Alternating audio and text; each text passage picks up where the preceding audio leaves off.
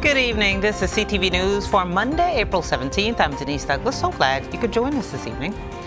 The nation's top leader is calling for severe cutbacks to the region's main waterway. Patricia Vallone attended a press conference this afternoon in Stevensville, which talked and discussed this issue. What did you find out? Well, as we know from this press conference, this is not a Maryland issue. It's not a Virginia issue, not a Delaware issue. It combines 6 different states. So it's very important. And lawmakers from the Delmarva region spotlighted the impact President Trump's budget would have on Chesapeake Bay programs. Trump has proposed to drastically reduce or eliminate the estuary's cleanup funding, which could have a severe impact on local economies as well as the ecological recovery of the bay. When the president is suggesting he wants to get rid of the Chesapeake Bay program, or he wants to get rid of the earth sciences that's done at NASA, or suggests that the EPA should not have the funds to do basic science, or the NIH should have its funding cut, all that's related. It's related to what we want to do as a country in developing policies based upon what science tells us we can do. The role of government is to do for the people what they cannot do for themselves. Maryland could not solve this problem by themselves. They needed Delaware's help. This is a watershed. It's about 64,000 square miles. How big is that? 25 times the state size of Delaware. That's how big it is.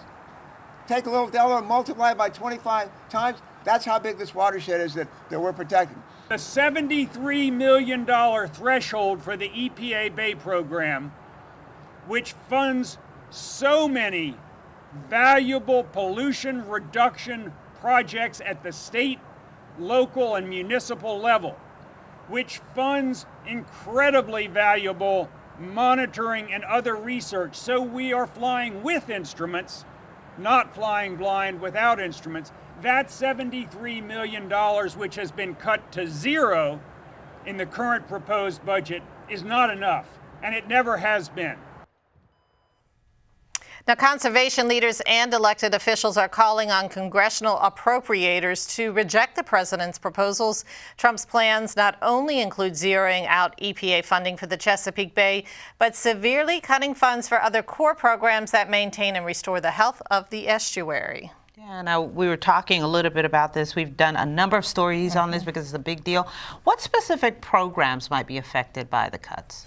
Well, they have yet to actually say which programs within some of these, big pictures they're actually willing to cut. But they did say they're talking about zero funding for the Chesapeake Bay restoration programs. That's $73 million, just cutting it all out. But in addition, there's 50% or half of the funds for several other programs, including rural development, which is funded through the Department of Agriculture, the Section 319, which is runoff of non-point pollution or grease and oil that are on our roadways to prevent that from going into the Chesapeake Bay, and 50% off of state grants for water pollution. All of them are very, very important.